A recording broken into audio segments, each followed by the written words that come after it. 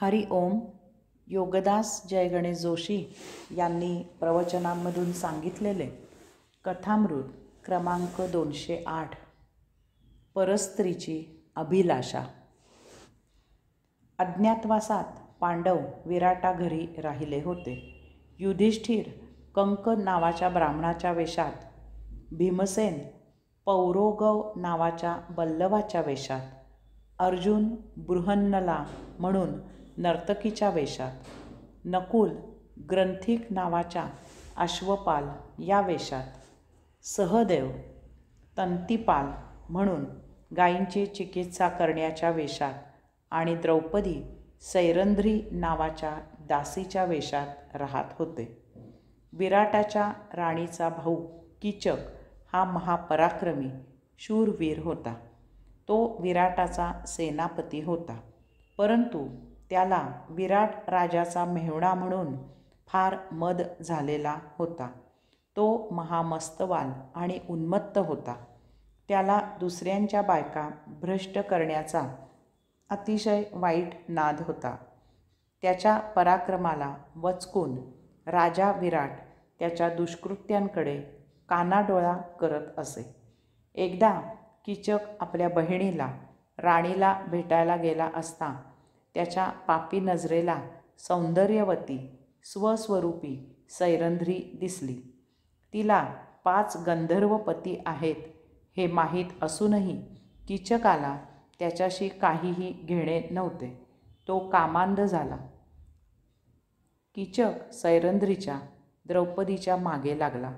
आपल्या बहिणीला सांगून त्याने द्रौपदीला काही काम सांगून आपल्या महाली बोलावून घेतले आणि तिच्याशी लगट करण्याचा प्रयत्न केला.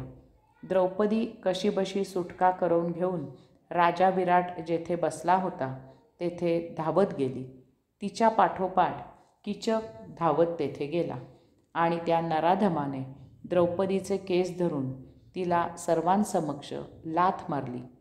तेथे कंक युधिष्ठिर आणि पौरोगव भीमसेनही हजर होते. युधिष्ठिराने भीमसेनाला कसेबसे आवरले. त्या सायंकाळी द्रौपदीने मुदपाकखान्यात भीमसेनाची गुप्तपणे भेट घेतली आणि त्या दोघांनी काही एक बेत पक्का केला.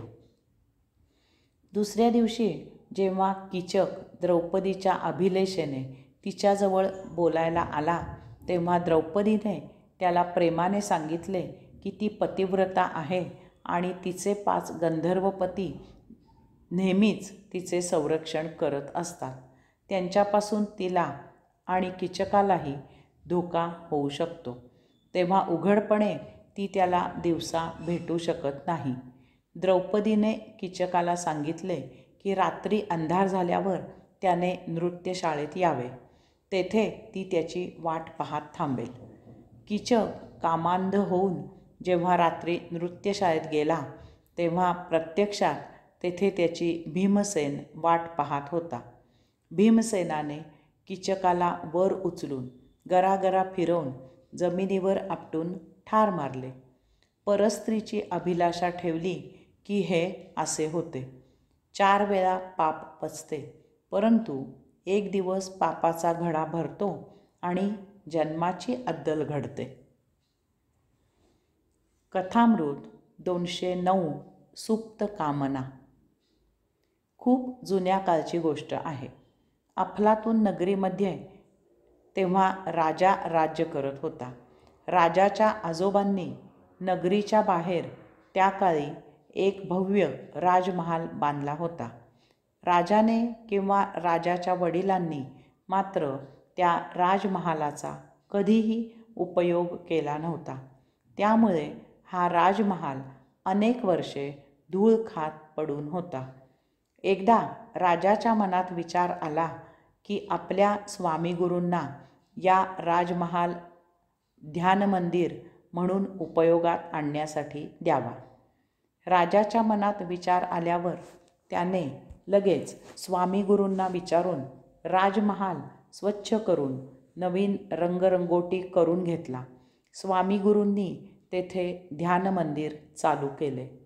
पहिल्याच रात्री राजमहालात नाच गाण्याचे स्वर ऐकू येऊ लागले. दुसऱ्या दिवशी चौकशी करता असे समजले की राजमहालाच्या बरोबर समोर राजाच्या आजोबांपासून पिढ्यानपिढ्या एक गणिका राहते. तिच्याकडे रात्री गाणे बजावणे चालते. त्या अनुषंगाने तेथे रात्री वर्दळ असते. काही दिवसातच स्वामी गुरूंच्या असे लक्षात आले की त्या गणिकेचा कसलाही उपद्रव नव्हता. उपजीविकेचे साधन म्हणून ती नाच गाण्याचा कार्यक्रम करत असे.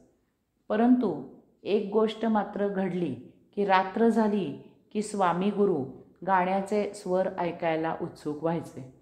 त्यांना रात्र केव्हा होते आणि नाच गाणे ऐकायला केव्हा येते असे व्हायचे.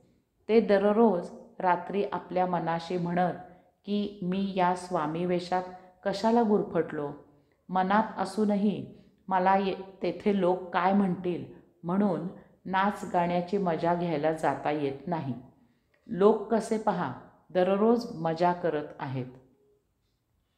इकडे ती गणिका दिवसेंदिवस धार्मिक होऊ लागली. कारण दररोज पहाटे ती ध्यान मंदिरातून ऐकू येणाऱ्या ओंकार भजन पूजन यात अगदी तल्लीन होत असे. स्वामी गुरूंच्या दूरवरून का होईना त्या संस्काराने ती सदा भगवंत चिंतनात राहू लागली. ती मनात म्हणत असे की मी किती अभागी. गणिका असल्यामुळे मनात असूनही मला समोरच्या ध्यान मंदिरात जाता येत नाही. तेथे शिष्य पहा कसे भजन पूजन करत आहेत. एक दिवस स्वामी गुरूंना देवदूत आणि यमदूत येताना दिसले. त्यांनी ओळखले की आपला मरणकाळ जवळ आला आहे. ते देवदूताची वाट पाहू लागले. परंतु विपरीत घडले. देवदूत त्या गणिकेकडे गेला आणि यमदूत स्वामी गुरूंकडे आला. यमदेवाकडे गेल्यावर स्वामी गुरूंनी यमाला त्याचा जाब विचारला. तेव्हा यमदेव म्हणाले, स्वामी तुम्हाला नाच गाण्याच्या कामनेने घेरले आहे, तेव्हा ते उपभोग शमविण्यासाठी त्यासाठी योग्य अशा योनीत तुम्ही जन्माला याल. ती गणिका नित्य भगवंत चिंतनामुळे मुक्त झाली आहे. हरि ओम.